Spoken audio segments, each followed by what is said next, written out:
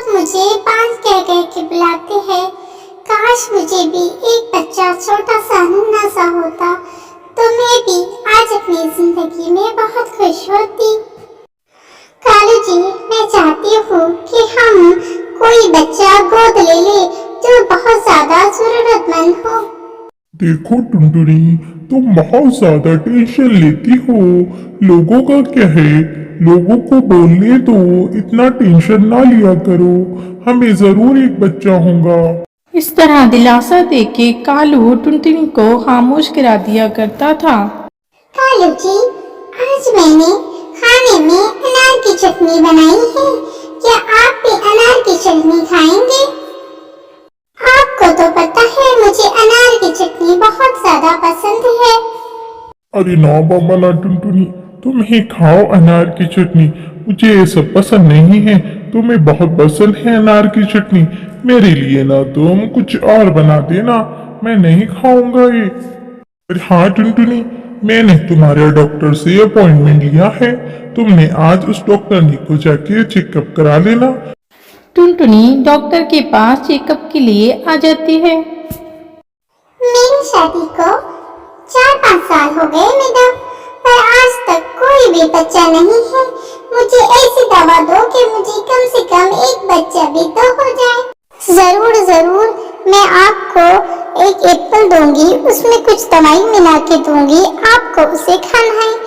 आपको जरूर से बच्चा हो जाएगा। मेरी दवाई बहुत काम की है। टुनटुनी बड़े खुशी खुशी उस एप्पल को लेकर अपने घर पे आ जाती है और उसे खाना शुरू कर देती है, पर उसका कुछ भी असर नहीं होता और ना ही उसे कोई बच्चा होता है। टुनटुनी, तुम टेंशन क्यों लेती हो? तुम्हें तो पता है मैं तुम्हें कुछ नहीं बोलता बच्चों के बारे में। चलो तुम मेरे साथ, हम दोनों मिलकर खेत में काम करेंगे और तुम्हारा दिल भी बहल जाएगा। फिर टुनटुनी कालू कौवे के साथ खेत में काम करती थी, जिससे उसका दिल लग जाया करता था और वो थोड़ी देर के लिए बच्चे के बारे में भूल जाया करती थी। टुनटुनी, अरे ओ टुनटुनी, देखो मैं तुम्हारे लिए अनार लाया हूँ। तुम्हें अनार बहुत पसंद है ना? चलो आज अनार की चटनी बनाओ, मैं भी तुम्हारे साथ मिलकर खाऊंगा। ठीक है कालू जी, मैं आपको अभी अनार की चटनी बड़ी मजे की बना देती हूँ। फिर हम दोनों मिलकर साथ में अनार की चटनी खाएंगे। फिर टुनटुनी किचन में आके छुरी से जैसे ही उस अनार को काटने लगती है तो वो अनार बोल पड़ता है। आराम से काटो, मुझे बहुत दर्द हो रहा है, मुझे आराम से काटो। कालू जी, आप ये कौन सा अनार लेके आए हैं? मैं इसे काटती हूँ तो ये आवाज देता है और कहता है कि मुझे आराम से काटो। देखो, आप खुद ही चेक कर लो, मुझे तो बहुत डर लग रहा है। अरे टुनटुनी, तुम कुछ भी बोलती हो, ये तुम्हारा वहम है। लाओ छुरी दो, मैं काट के देखता हूँ, ऐसा कुछ नहीं है। कालू कौवा उस अनार को आराम से काटता है। जैसे ही काटता है तो उसमें से एक नन्ही सी चिड़िया निकल आती है। ये देखकर दोनों बहुत ज्यादा खुश हो जाते हैं। देखो टुनटुनी, हमें ऊपर वाले ने नन्ही सी परी हमारे घर भेज दी है। तुम बहुत नाराज थी ना, अब यही हमारी बेटी है। फिर टुनटुनी और कालू कौवा उस नन्ही से परी से बहुत प्यार करते हैं। उसका नाम वो परी ही रखते हैं और उसे घूमने के लिए मेला लेके जाते हैं, जगह जगह लेके जाते हैं और अपनी जिंदगी में बहुत ज्यादा खुश रहने लगते हैं। एक दिन टुनटुनी और कालू कौवा परी को एक संत के पास लेके जाते हैं और उससे पूछते हैं कि संत का के परी का भविष्य कैसा होगा। आपकी परी तो बहुत ही सुंदर है और बहुत ही प्यारी है, लेकिन एक दिन इस पर बहुत बड़ी मुसीबत आएंगी और ये उस मुसीबत का सामना बहुत ही दिलेरी से करेंगी। मैं इसे आशीर्वाद देता हूँ और शक्ति भी देता हूँ। ये परी एक दिन बहुत बड़े जानवर से लड़ेंगी और किस्मत में रहा तो ये बच के जरूर निकलेंगी।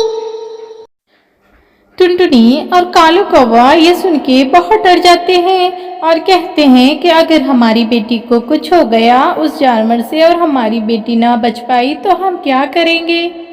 कालू जी, मैं क्या कहती हूँ, हम ना अपनी परी का एडमिशन स्कूल में करा देते हैं। हाँ टुनटुनी, तुम ठीक कहती हो। मैं तो उस संतों के बात से तो बहुत डर गया था, लेकिन हमें ऊपर वाले पर भरोसा रखना चाहिए। ठीक है, हम इसका स्कूल में एडमिशन करा देते हैं। फिर टुनटुनी उस संत बाबा की बात सोचकर जोर जोर से रोने लगती है और कालू कौवा उसे बहुत समझाता है। परी का एडमिशन एक बहुत बड़े स्कूल में कर दिया जाता है। परी बहुत खुश थी और वो रोज खुशी खुशी स्कूल जाया करती थी। लेकिन एक दिन जंगल में बहुत बड़ी मुसीबत आ जाती है। एक बहुत बड़ा गोडजिला आ जाता है और वो सारे पक्षियों को खाने लगता है और सारे पक्षी बहुत ज्यादा परेशान हो जाते हैं। वो रोज 3-4 पक्षियों को खा लिया करता था। ये सुनकर सारे पक्षी परेशान हो जाते हैं और वो बड़े बड़े पक्षियों को खाया करता था। ये देखकर सारे पक्षी जंगल से बाहर ही नहीं निकलते, सब अपने अपने घोंसलों में छुप के रहा करते थे। कुछ दिन हो जाते हैं और वो गोडजिला इस जंगल से जाने का नाम ही नहीं लेता। सारे पक्षियों के अनाज खत्म हो गए थे। अब वो घर में करते भी तो क्या करते। कालू जी, अब हम कब तक इस घर में छुप के रहेंगे। अब तो मैं बहुत परेशान हो गई हूँ, खाने के लिए भी कुछ नहीं है। वो गोडजिला कब जाएगा और हम अनाज घर में कब लाएंगे। अब मैं क्या करूँ और क्या खाना बनाऊँ। ये टुनटुनी, तुम इतना टेंशन क्यों लेती हो। मैं खुद बाहर जाऊंगा और हम सबके लिए अनाज ढूंढ कर लाऊंगा। हम भूखा नहीं रहेंगे। उस गॉडजिला से कब तक डरना। देखना, मैं आज रात तक कुछ न कुछ बंदोबस्त कर लूंगा और बहुत सारा अनाज घर में जमा कर लूंगा। तुम टेंशन मत लो, परी को आज खाना दे दो। परी भी ये सुनकर बहुत ज्यादा परेशान हो जाती है और सोचने लगती है कि अब क्या होगा। मैं अपने पापा को मुसीबत में नहीं देख सकती। मैं खुद जाती हूँ और बहुत सारा अनाज जमा करके लाती हूँ। फिर परी अनाज ढूंढते ढूंढते बहुत दूर जंगल में निकल जाती है और वो उसे अनाज मिल भी जाता है। अब मैं इस गेहूं को अपने घर पे लेके जाऊंगी।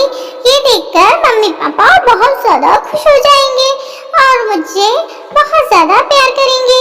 ऐसे ही वो गेहूं उठाने लगती है, वैसे ही वो गोडजिला वहां पर आ जाता है और जोर जोर से चिल्लाता है और उस परी को पकड़ लेता है। मुझे बचाओ, मुझे छोड़ दो, मुझे छोड़ दो, मैंने कुछ नहीं किया। मेरे मम्मी पापा भूखे हैं, इसलिए मैं अनाज ढूंढने के लिए आई थी। मुझे छोड़ दो, मैं आइंदा कभी अकेले घर से नहीं निकलूंगी। ऐ गॉडजिला, ऐ बेरहम गॉडजिला, मुझे छोड़ दे। गॉडजिला उसकी कुछ भी नहीं सुनता और परी को एक दरख्त से बांध देता है और कहता है कि मैं थोड़ी देर में आके तुम्हें कच्चा चबा जाऊंगा। वो तो तुम्हारी किस्मत अच्छी है, मेरा पेट अभी बहुत ज्यादा भरा हुआ है। ये कहकर वहां से चला जाता है। इधर टुनटुनी और कालू कौवा बहुत ज्यादा परेशान हो गए थे क्योंकि परी जंगल में कहीं भी नहीं मिल रही थी। कालू जी, मैं क्या करूं? मैं क्या करूं? अपनी परी कहीं भी नहीं मिल रही है। अगर परी को कुछ हो गया ना तो मैं तो खुद जिंदा मर जाऊंगी। टुनटुनी, तुम टेंशन ना लो। तुम जरा जरा बात का बहुत ज्यादा टेंशन ले लेती हो। देखना, हमारी परी सही सलामत होंगी। हमारी परी बहुत हिम्मत वाली है। चलो एक काम करते हैं, हम दोनों अपनी परी को ढूंढने के लिए जंगल में जाते हैं। हमारी परी को गॉडजिला भी कुछ नहीं कर सकता। पर परी बहुत जोर जोर से रो रही थी, बचाओ बचाओ करके चिल्ला रही थी। तभी उसकी आवाज़ एक काले नाग को आ जाती है और वो उसकी आवाज़ सुनकर वहां तक पहुंच जाता है। अरे अरे बेटा, तुम्हें क्या हुआ? इस नन्ही सी परी को किसने बांध दिया है? रुको, तुम टेंशन ना लो और रोना बंद कर दो, मैं तुम्हें बचाता हूँ। नाग उस परी को खोल देता है और कहता है कि यहाँ खतरा है, चलो हम दूसरी जगह जाकर बात करते हैं। लूसी बहन, क्या आपने मेरी परी को कहीं देखा है?